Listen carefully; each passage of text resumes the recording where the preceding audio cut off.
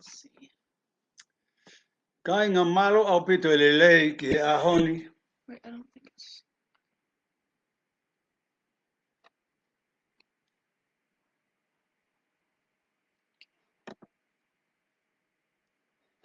Right. So they didn't hear me. Okay, it says you're live now. You could ask if everyone can hear. Kai ngā malo au pito ho mo lelei ki he ahoni. Fia lahi au pito ki u whai atua ki programa ko e ni, ko no whakawhi i au.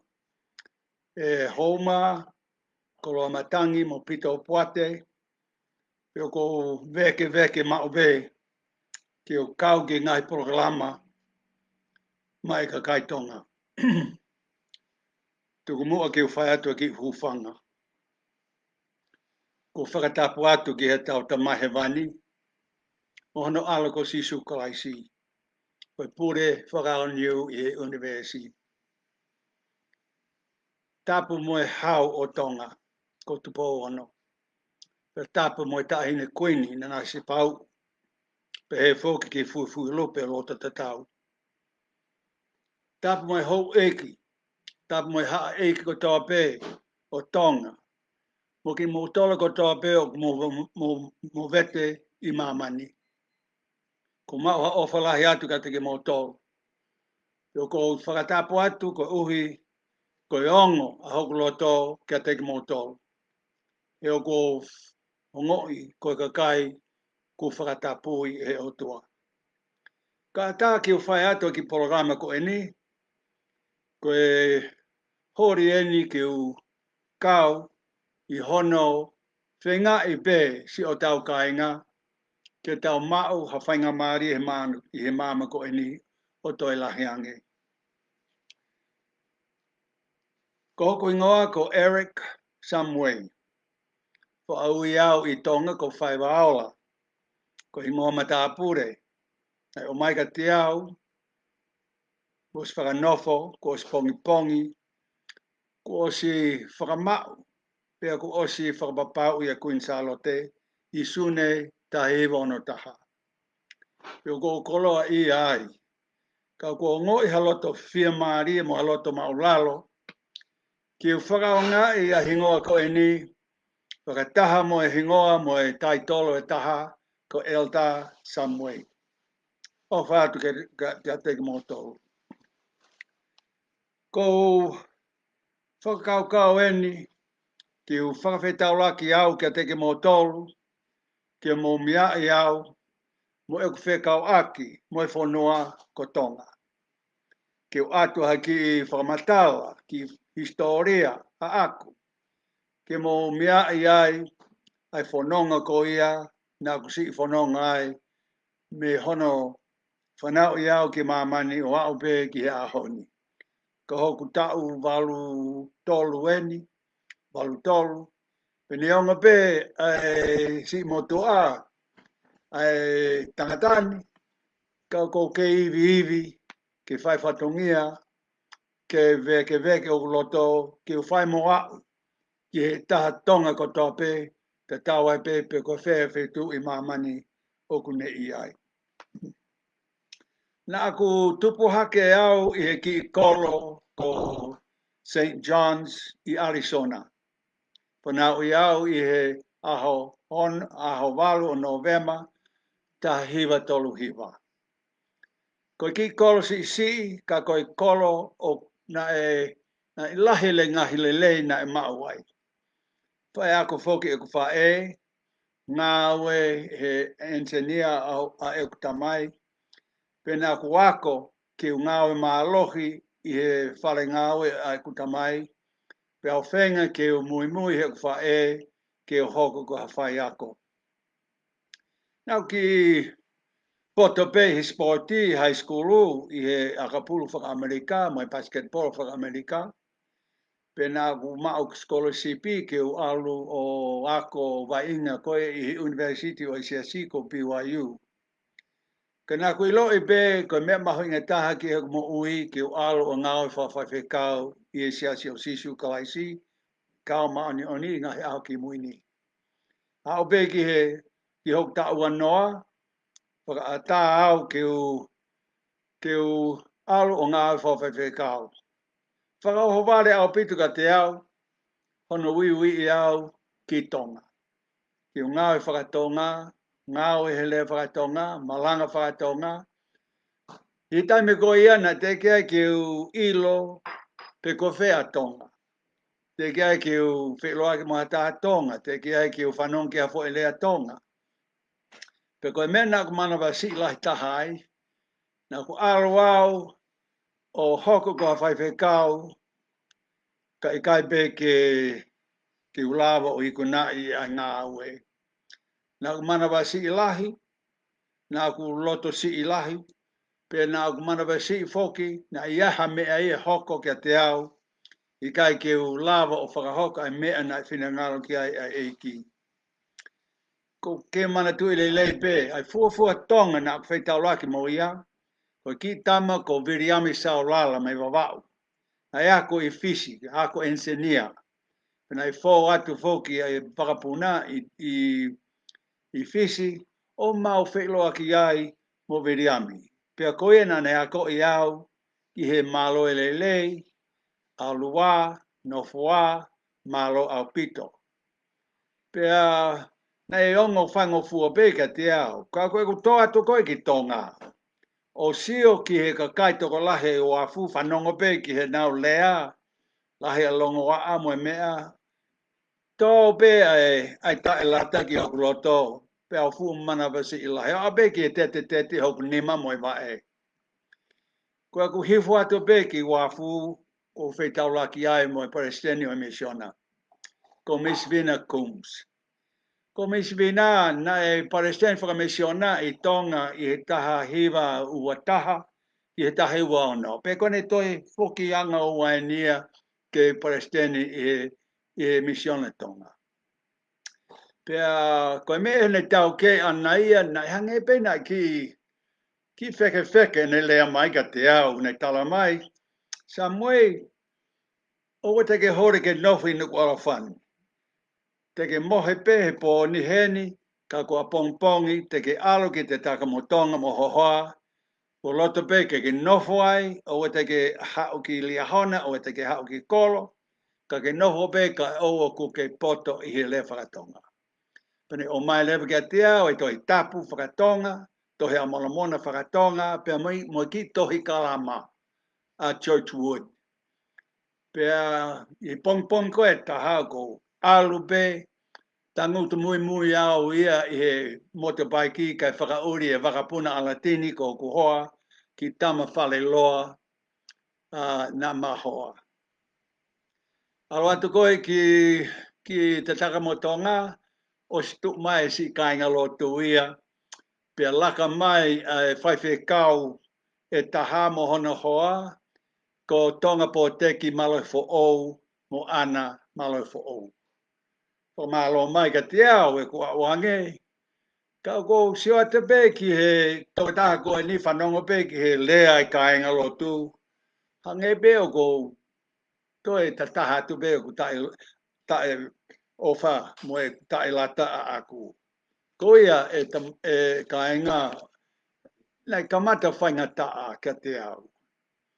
Ka ni angoia na ku hori pe ke wako he wawe taha pe au ako mau, ha ki malanga si ke whai ki he sāpate taha, ko uruak sāpate a ku I tonga. E na tawatu he tonga, he moni te, whai ai malanga I he sāpate. Ko e pehe atu, ka inga lotu, malo e lei, ko elta samwe au, ko e whai whekau, I he siasi, ko tui ki a kalaisi, whia mao hotokoni, amen. Pea hange o ki oho ware ka inga lotu, he kulawa o lea, ka koe ngā o e lahi, he ku mao ai ki I lea ko ia. Pea ku tangutu hi fo, ko ngoi nai kai ke sai e ku lea. O ka mata pe ke o ngoi ai fuu, whakapa uri ko ia o I tae lata, he tami ko ia pea, alo noa ia ko e mata me o fofonga. Sio mai ka ngalo tu ke ku tangi. Ma be ko na pe he o ku o ngo e la mari o e whakataha. Pe nau toi tangi pe mon ki nau to. O se pe whakataha tala mai e ka inga Samuel na mau si watu pe ki he to elo i mata. Pa o mau fia i ho o ngo e la mari e ko o e whakataha. He ta koe ta e lata ta ta pe. Ko ia ka inga ko toi toi whainga ta ia he taime ko ia. Ko mea taha na aku fo o ia i he mea ko tope. Nā mua ai whitu ko ia. Toi namu ahu. Pe kone uha, lo vai uha. Pe toi longo a foki ai tutua ko e kauwhine e ki he kolo. Kai kehe, nai fo o au pito gati au, pe asili ai a ekuta e lata a aku. O mai he kainga lotu ha mea kai, sua te peki he o mai ha fu ulu ika. Kai ke mau kai ulu ika, ulu o ika i Amerika. Kupe e au ia mahalbe koe ki manuki pe koe pa usi. Tala mai a tonga po teki, malofo o Samuel. O kai koe pa usi, koe ofa lahi. He koe ulu koe o ika i tonga ni, koe konga e kia o ika. Pe ko pao peke o mai a lelei taha kia te koe. Ko penga peke u tui ki ai, ka nau tala i lelei pe. Neongo ofa ai kai ngā o mai me toko ni, pe lahi e nau pe he mai ka te au, Samuel, o ku wawe ho poto he le whakatonga. Hange o ko mao hal ki loto lahi sii, ka ho wale be o toi tō au ki he tae lata au pito. Koe mea nā ko hao ai, uruaki koe ofa ai kai ngā lotu. Nai fu mahino be ka te au. Kono wā, na e iai ha ki whakalaka si I he lea. Pea ko hona tolu, koe me lahi taha ia. E ku whai ai lotu, na ku ako pe ki he lotu mo oni. Na ku whai lotu pe ia ki mua. Ka koe whanki lotu maa mahalo pe.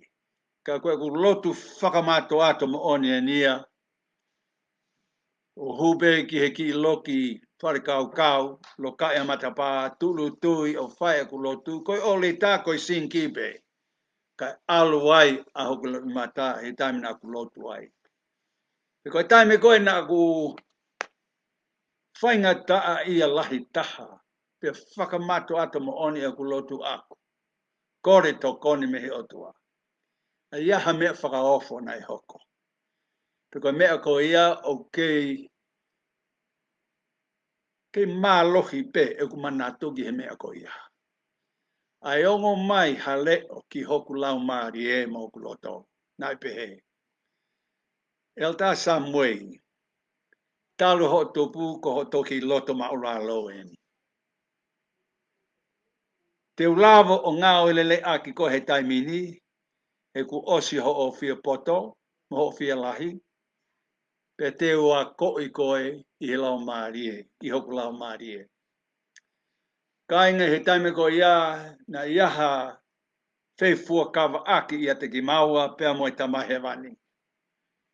Ko palo meski ai te ngāwe aki o te kuingata ke u hoku ko hawhaiwhi kaulelei. Pea palo mesi mai ai e ki ka te au o pehei. Sa moe te ke poto he le whakatonga. Pene ongo pe o whewhe ho o poto he taimini. E iaha aho. E ifo ho o lea ki e kāinga tonga. Pe te ke ofa kia te kinau tolu hangeko ho whamiri. I kai ki ngā tai, e aonga ho ngā we, ki si kāinga oi whanua e ki ko eni. Kāinga neongo pe, o kuongo whewhe, ka te ki tau tolu, ai mea ko eni, ka koe kamata anga e nia, ai Samuel mo oni, o ku hori ke hoko, ko tisai pare mo oni o sisu kalaisi. Pe kamata lewa ke lelei au pito ai fiohi I fo pe me kai ke toi tokanga ki he namu mo ahu pe mo e fu uhalo vai kamata be ki ui fo be he unofo I tonga. Kani o ngoia na I kai be ke whaingo fua ai rea ko pau pe ke wako ke malohi. Pe a wako pe o poto I he lahi o e wheharaki o e lea naku whai I he taimi ko ia. Hange ko eni, o whainga taa pe ke pālangi, ke whakawhai ke he ai whakaua, me he tae whakaua. Ko hope he mai, anga lele, o kuonga ta tau pe ia mo e anga lele. Pe o whainga taa pe ke u mau ai to tonu ko I o ngau aki o whakaua. Hange ko e whakaloloa, ke he pe, ai ngahi po I lea ko I o ngau aki ai whakaloloa. Hange ko mea nai hoka te au, na iai whine eki na ma wha aki ai, pia nai wha tauhi mai ki maua mo ko hoa. Ko whine ko tulaki toa, nai nofu I nualei. Pia I tala mai President Missionate o alu ki wabau, ko alu ki nualei o whetauraki pia mo tulaki. O pehe atu ki ai. Tulaki. Ko tu uniao ki wawau. O whaka ofa e ta mawai. Kata be whine. Pe tala mai ia. Sa moe o ke osfu lahi koe. Ko e ta mawai. Kai koe mawai. Pe koe ne toki mahinu ka te au whehala ki o ko maa osi o singa maari. O me I kai ki utoe whiri lea whakatonga pe. Ka he kai pe na I kai ke toi ngalo ya te au. He ta koe whakaloloa mahu inga o pito. Ke ngāwe aki. Ko e tau lea whapalangi o kai ke iaiha uhinga I he whakaloloa. Ka pao te upehe atu hallelujah. O te tau ia mo hallelujah. Kai ki aha pai ke I he uhinga. Ka koe whakaloloa koe e tonga o ku matu aki whakauhinga I pe ai fo I lea. Ke uhinga kia he ia me waweri pe o kai ke whakaloloa. Maha be o mahinu ka te ki tau tō. Pe koe whasi. Ko whenge eni ki u whanongo pe ki he kakai tōnga. Pe au lau konga he aho kotoa pe. Ka nei mahinu pe ka te au ai fu mahu inga koe ai whasi. Ia ku whanongo pe ki he ki tama pālangi a tahana ki ako e le whatonga. Nei whakawhi pe ke whahe rea I ki whakataha nei whai ki sopu ki matātahi. Pe tupe ki tama o pe he. Hange koe whakatapu. Koinga, malo e lava mai ki he mara tahi ko eni. Pe atu be ono hoa.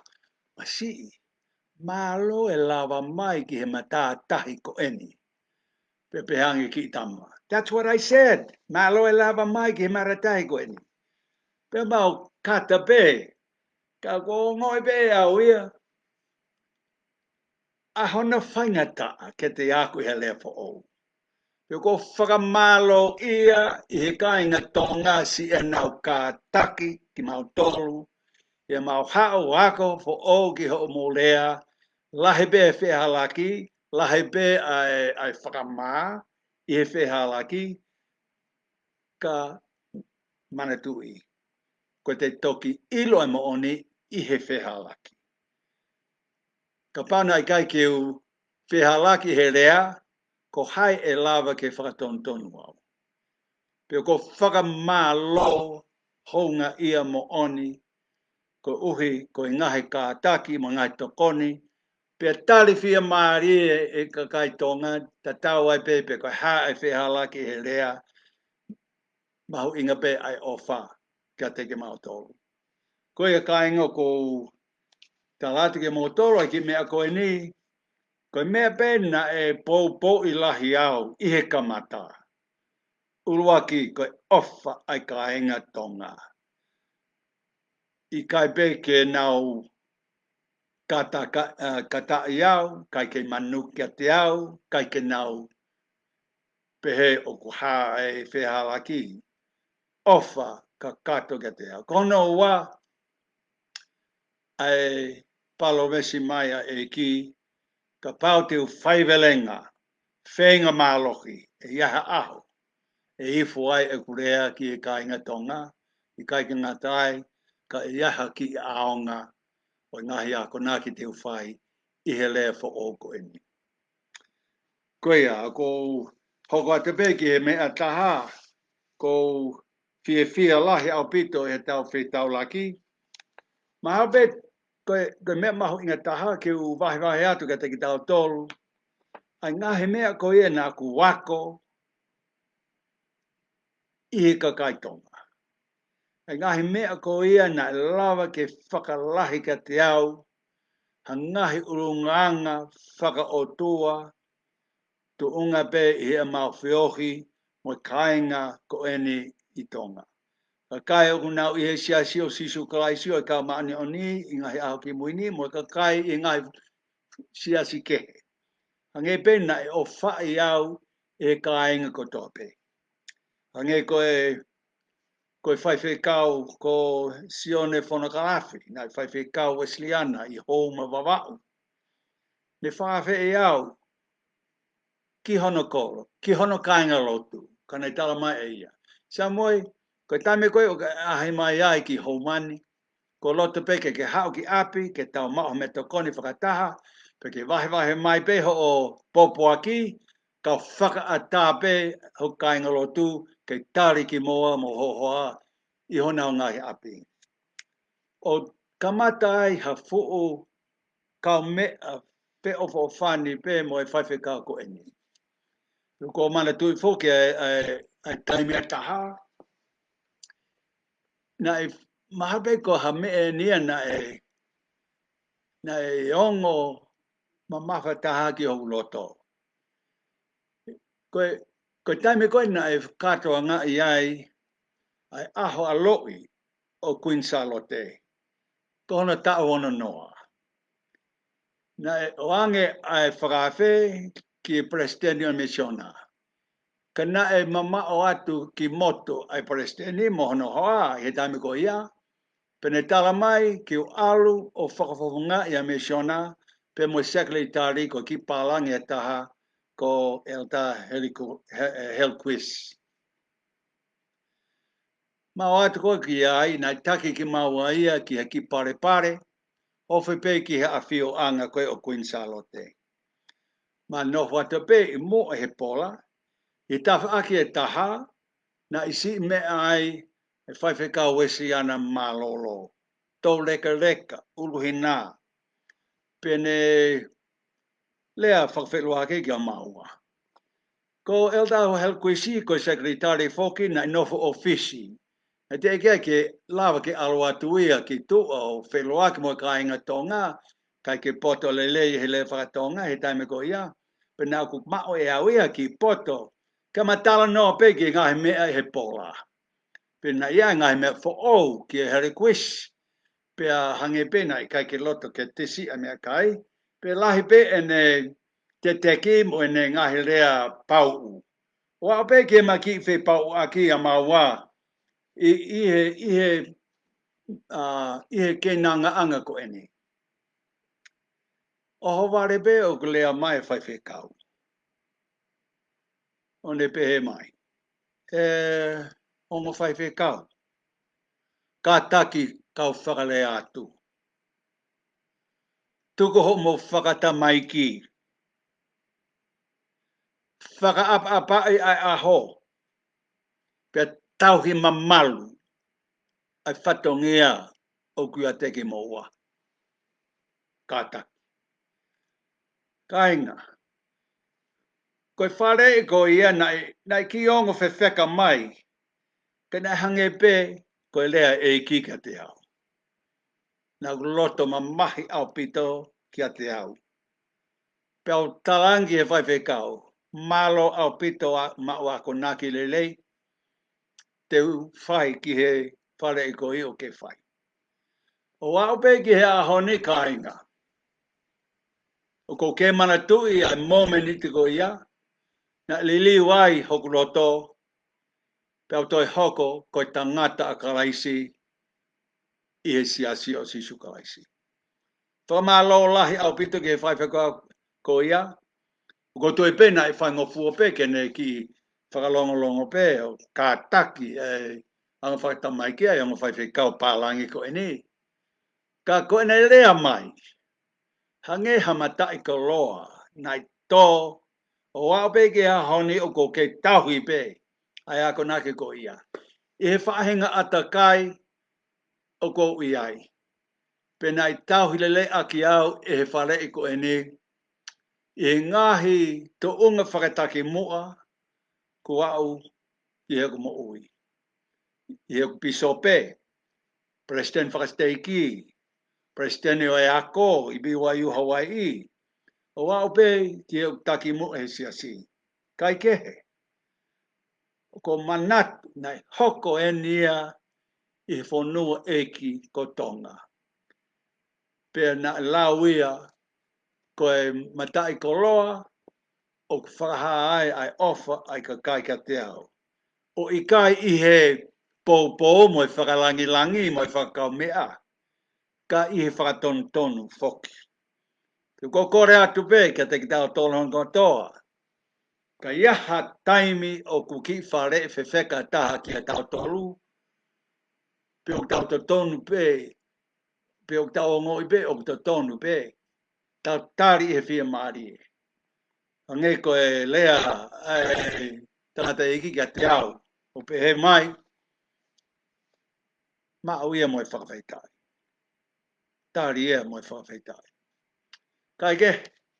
Ko ke mana tui ai tui maalohi ai kai ngā tonga. O i kai ke o whaasio au i Amerika ai whainga tui ai kai ngā ko e ni i he nau tui ki a sisu karaisi. Ko e nau tui ki he keresi ko ia o karaisi. Ko e nau tui ki he lakanga whatauro e ki o karaisi. Ko nau tui he whakamo ui he whainga aue.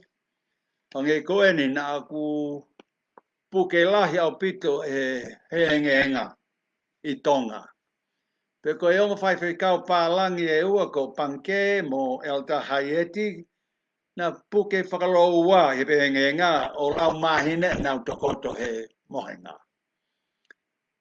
Pea i kamataanga ko e o puke. Ko kore pe ki whai kau e taha ko te vita muri kini. Kene aluange mo o whai ngā wika te au. Kene lotu au o tuku mai tapuaki. Kai ke u kore ki he presidente me shona, ko uina e ki mama o atu ia ki motu, kai ke aha taha. Ka nā whalala pe ki tu e tangata ko ikuani. Ko ke mana tu e pe ne huange ki hoklo ki. O ko tokoto pe i hap me shona. Tā kai ake alolo, hiri whake honi mai hoko ulu. O tuku mai ha tapuaki, o palomesi. Sa moe ka pauta ke tui mālohi ki a sisu kalaisi, moe mālohi o ki a te ia, pe o fōu i a te au i ki a koe, teke mo ui.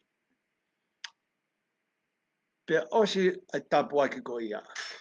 Na ia ha mea makehe nai hoko ki a te au. Kai ki u tuhake o alo ngā we. Na i kai peke lau aho. Ko lau beo tuhake, o se engenga pe mau alo ngā we. Ko ke mana tu ilelea e me nai hoko i whatai e ko alo atu ke whai ai a ahi pe moi whai whikau ai ko Samuel Toki me wawau. Kono a ko lau kau. Pei tamai e maalbe ko ono mahina balu. pe hiva kai ki u manatu I ka ko huatu pe ki ona ki whare tonga o pe mai e ia e Samuel na alo ki toke tā e o klau wike kai ki o ngoi o ngau e pe o manama alwao ki toke tā sivi au talamai toke tā o ke ha me o hoko pe o nei tui na ko malolo ki pe o tono pe ke ta o to na tarangi toke tā I kai o ha wai fai kau a mautolu pe te o kore ki ai ke whai ngau e ka te au kai mo uia pe ko ngo I re fia o pito he taimi ko ia pe ko tarangi a lau kau ma pe na to ton ke whakaongongo ki toke tā talamai e I kai ko whalalau ki he eiki, ko whalalau ki a koe, whalalau ki he na kanga whakatau eiki o kia te koe, pe ko koe te ke tapo ki I au kai mo uia pepe. Ko whai e o wau I he te mo e tangi ki he o tua, ke whakaau e ku tui a akuia ki he tui e whiwhine. O sia tapuaki, a o ki he pong koe taha, o kune o ngoi o mo uia pepe. Pe alo ia ke whai mahaki, wha ere, kai ke mamahi, pave, kai peke au ki ai toki tā, ai tāri ai pepe e ne sipe. Pea ui leo e lau kaua ki pepe ko fua he lotu. Pe ko hingoa ia o e whiwhine, o a be ki he ahoni. Kai ke, ko ngahi mea koe nia na toki mau tonu pe I tonga. Ko uhinga ia koe whanua ia o ku hoko ia ko ha whanua, topu tapu mo haka kai topu tapu kia te au, he nā ku sio tonu, ilo tonu, o mau ai ngahi experience ko ia o te whiohi mo I lau maari o eo tua. Pe neonga pe a ngahi vai, mo ngahi tae ako, ngahi mea ko ia, o asi lelei ai tui ko ia, mai ofa ko ia ai ka kai tonga kia te au. Ia toi mea taha ko manako ki o tala noa ki ai. E ku a ahi koe ki he ki motu ko uiha. Na ia ki tamai, na e whai tama hono mariko na urua ki tamasi. Tala ma e ia koe ne teu ke alo whangota. Ai pēo nau talan ki ai. Ka ai uhingo ke alo ai whangota o kulahi pēa me tako ni hen ikai. O whai tama whoki o kuhoa pe o umisi ki he vāsua. Koe hae whāsua, koe whahinga ki whingota mahu inga e ia pe o kuifo.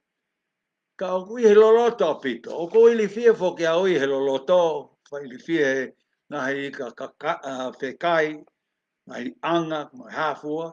Ka kubabe ki o alu, koe ui koe ko ofi ki o kuhoa.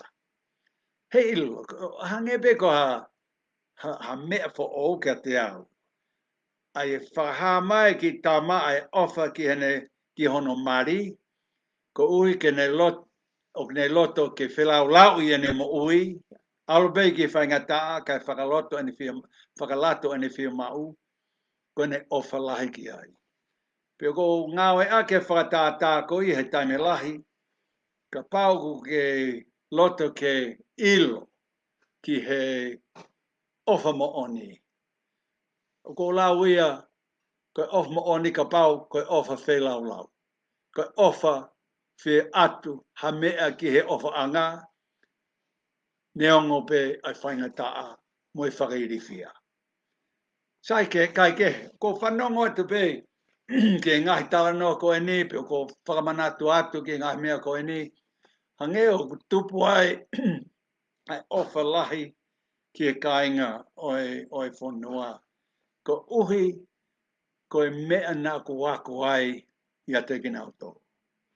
O kai ko uhi pe, ko e ngahi mea nā fuaki, neongo pe, ai masiva, koe masiva, koe mea pe, I a te whakakau pe.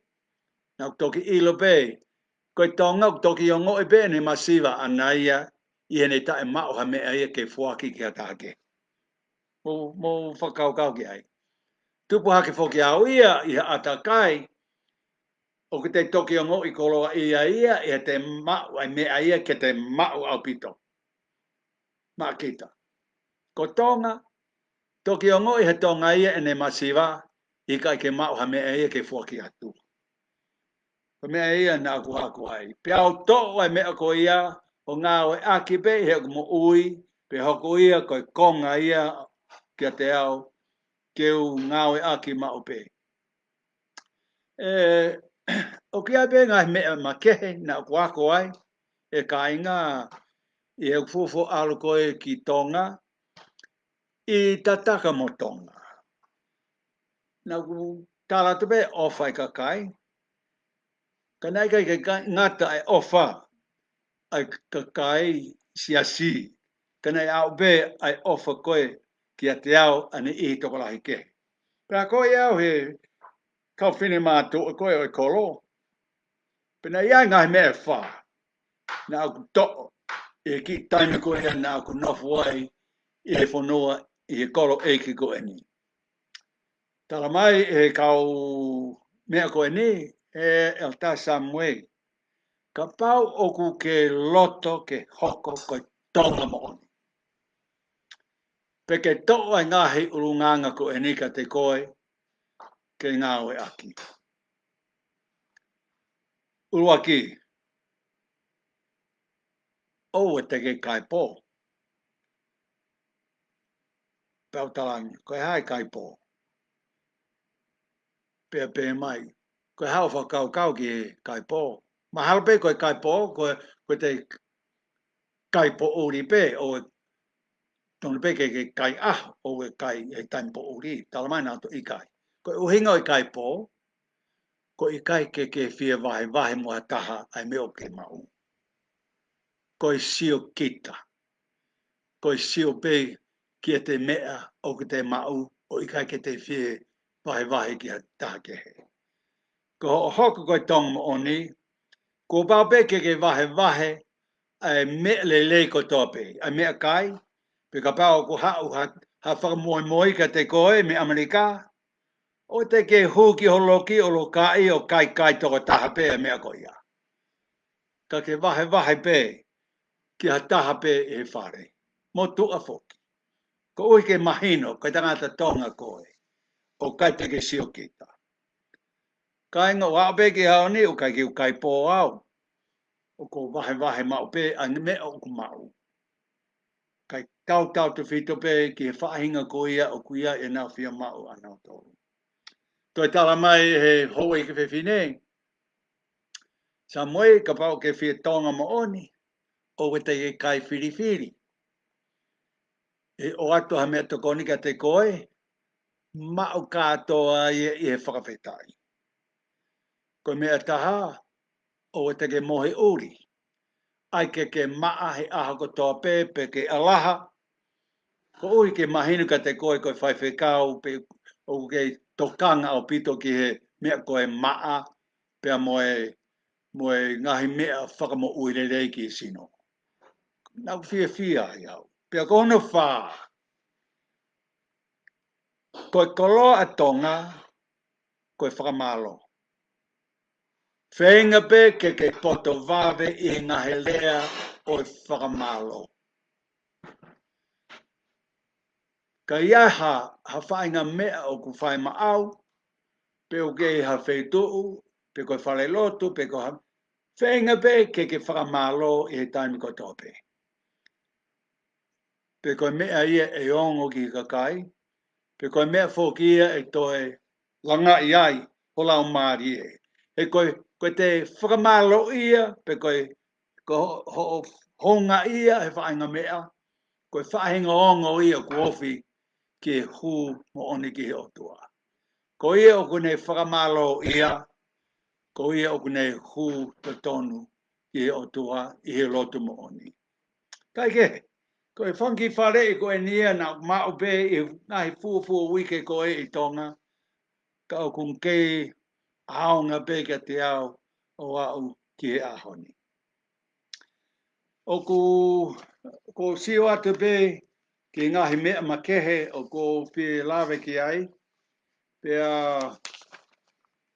ka taki pe kau ki sio atu ki he whanki no ti.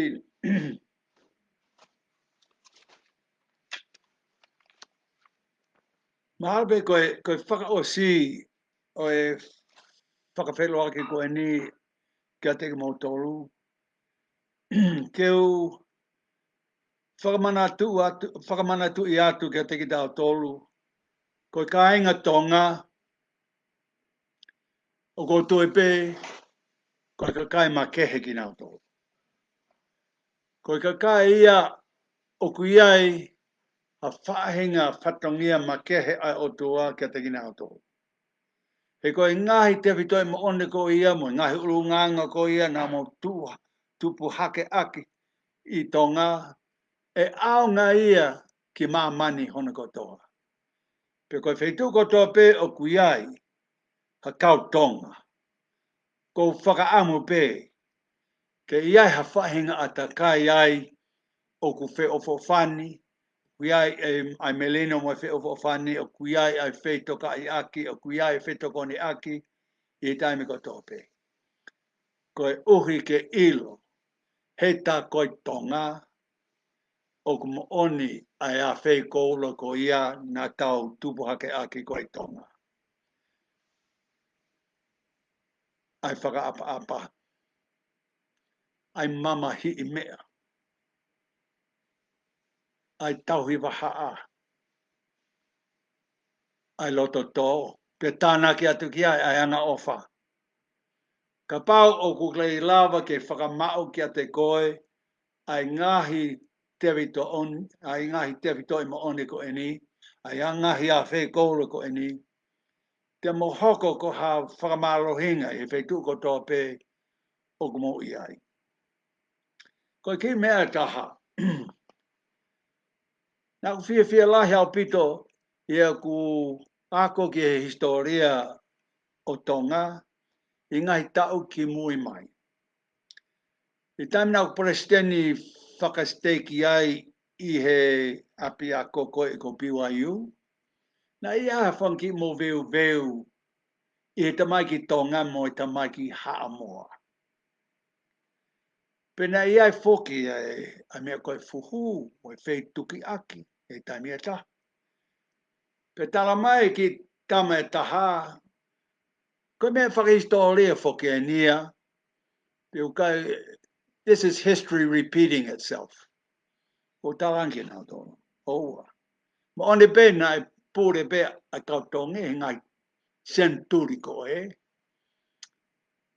Kai talo pe ai whei mari aki pe ai ho e ki Haamoa mo Tonga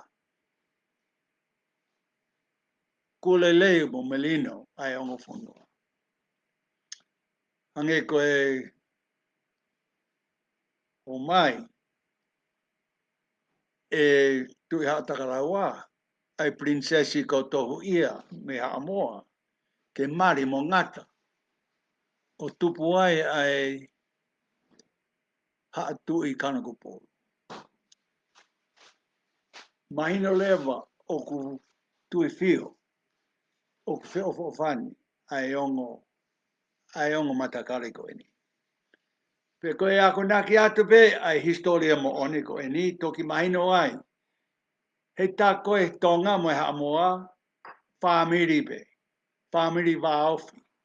Pe ukai ki aha Tonga ia ka ki aha taha Haamoa I ne whangakui. Pe ukai ki aha Haamoa ia ka ki aha ne ha Tonga ia ne whangakui. Tone pe ki ai whewha whane ko ia. Ko mana tui whoki he tau tahiwa fitu ono. Nai whakawhei au ki alu ki Tonga. Ke whaitai ai taane ko ia o Princesi Pilolevu mo maulu te tofa. Ko Pilolevu mo maulu pe ko tofa na mari whai ai whataane pe au hanga whaitai ai ngahi o wau lahi I he programa ko ia. E na ia ngahi aho mahabe ko wike taha. Ai ngahi katoanga ke katoanga I aki ai pakata ane ko ni. Kai ke, na I mea mai foki ai ho eki ha moa o kawatuai ai princesi Salamasina. Pine eki tau leka leka he taimi ko ia. Ka nau ku mao whainga maarie ke potala no mo ia o whaihona whaka eke o kau ki he waha koe o ha moa moi tonga. Ko wheo iki ai e Salamasina ka taki. Koe haho o ngo I ki he ngahi katoanga mo ngahi o wau whai I tongani. Tala mai e ia. E Samuel Marie au pito. Ka o ko whatonga I be ngai me ne ihi. Ka o pe koe ha. Hange koe ha. Tala mai e ia. O si o te pe o fu malu malu ai ka kaitonga I he fu katoanga koe ni. Lahi e nau tangu tu whakata ane ku ni ma whakalongolongo. Koe nau whakaapa I mo. Whakamolomolo aki koe ai. Whakamolomolo aki koe ai ho eki. Ko ha moa whai o tau o mau kalange he fia. Alo noa ia bea fia. Pea nau pehe atu ki ai. Kau kei pehe koe me lelea malu pe koe whakafia noa ia. Tala mai I kai o ko whakapapa ia I he kakaitonga koe nau. Ke nau whakapapa ai tui mo e whanau koe o tui e whare alo. Pe tala mai lewe I o koe mea taha. O ko whatonga I. Tau talan koe ha. Koe o kia ai ngahi koloa lahi aha a moa. O ku tuku pe tongani. Ai o mahino pe o meme o si mai koloa ha a moa ki tongani. Koe whakamooni ia o e mau whakaapa ki he ho e ki koe I tongani. Ai ki e tonga mo ngahi mea mahu inga, ngahi koloa mahu inga koe ha a moa o mai ki tongani. Pau pe e au ia maha pe koe mo one pe e whina e ki. Ai fuu whakaapa ia koe ai kau ha a moa ki e kāinga koe I tonga. Pea koe hona tolu oi mea nane lea mai aki ne pe e ia o ku maria ia e anga ho mo tari ki mau tolu ha moa I e katoanga koe ni. I kai peke to iaha mea te mau fia mau ka au ku whakalato mai e ki mo tolu, e kau tonga. Pea o eke ki ai. Pea hai uhinga. Oi mea ko ia. Pea ki mare mai pe. I pe mai ka te au. Samoe, ko tui pe, o ke mana tui pe e he kautonga, ho nau tupu anga koe I haa moa. Pea ko fia ai au, ko uhi ko kinauto. Kai ke, koe ngahi mea koe nia nau tāna ki mai pe I tonga. Ke whakamo ni aki, I he tamai ki ako koe I BYU, Hawaii.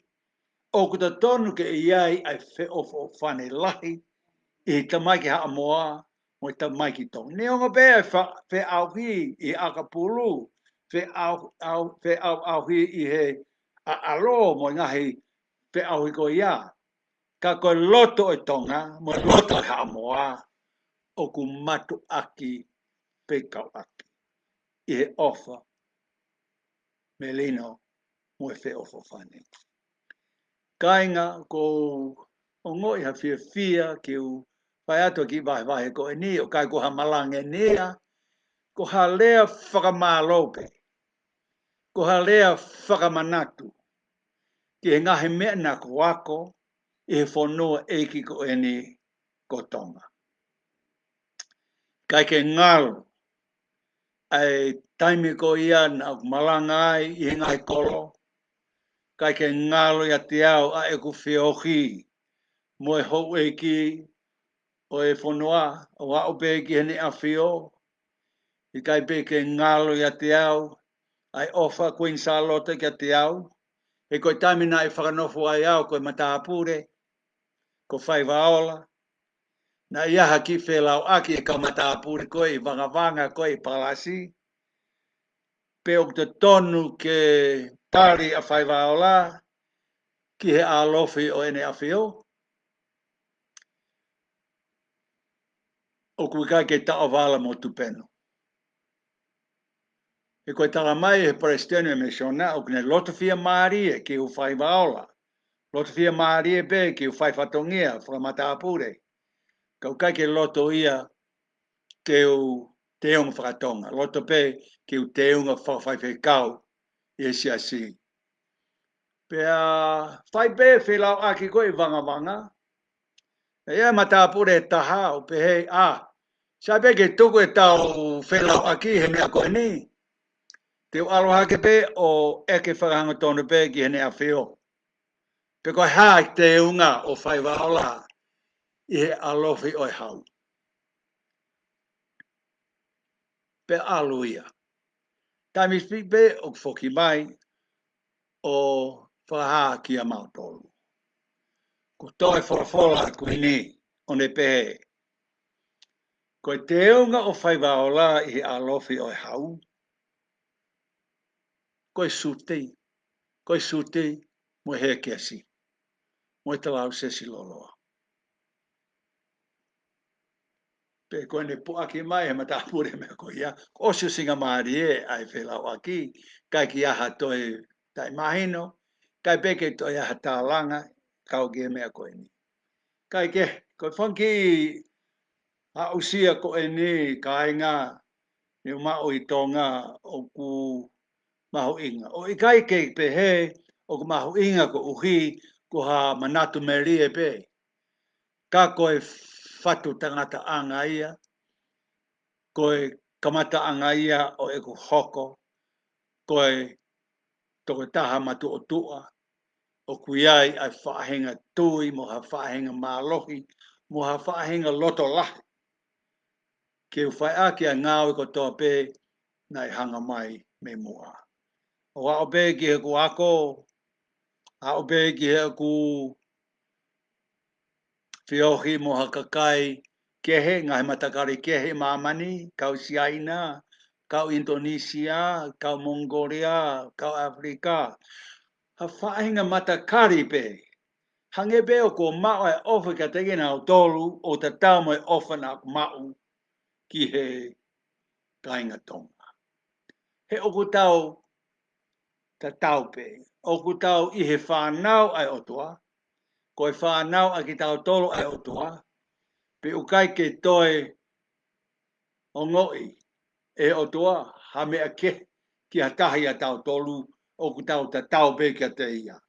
Oku tau tu unga ta tau. Pe o kuiai ai whina ngalo e iki ki a teki tau tolu ta tau pe. Ke tau wanga maoni oni.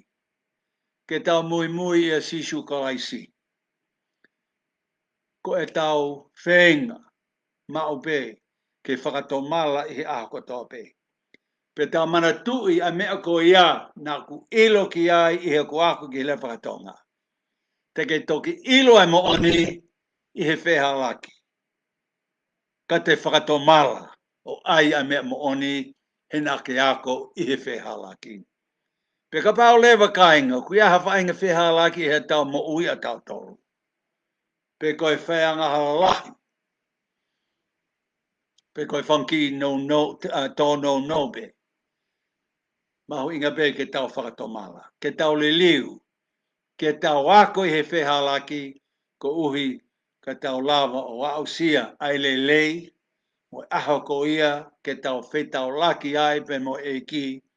Pe tau sio ki ai koe fofonga i he fofonga. Ke tau maa. Ka tau mo ia nge koe lea a sione. Ke tau maa whakataha mo ia. Ke tau sio ki ai. pe tau ngoi a hono lau marie mo ene ofa hange ko lea paula o ku i kai pe ki aha me ta tau a te pe ko ha o kai ki aha me e lava ke le whakamāwai ai a ki tau tolu me he ofa a sisu Kraisi. Pe ko ato e ki whakamatala ko e ni mo ki whakawhelo aki ko e ni e ofa mo one ka te ke mo tolo hon kotoa pe a ka tau ka whetau laki a whetuu ka pau ke sio mai ka te au ilo leva o ko whi ilo koe, o ko whi whelo aki mo koe. Pe kau ka sio atu ki hataha porensia, hataha veke o loto ki u whai mo au ki ai. Ki u whakale ki ai. Ko uhi. Ko ngahi le ko tō pe o au pe ki he au ni he ko mo ui ho whamiri tō ki maa uia i tonga. Mo e ko whi ohi. Mo ka kai eiki ko e ni aia ko ki mo tōru. Te tau ai pe ko whi tu i mamani o ko mo si i mo vete ki ai. O whātu ka te ki mo tōru pe ko whai atu ai whare i ko e ni mo i ki whakamanata, mo i ki whakamatala whakawhelo aki ko e ni ka te ki tau tōru i he huafa o sisu Kalaisi. Amen.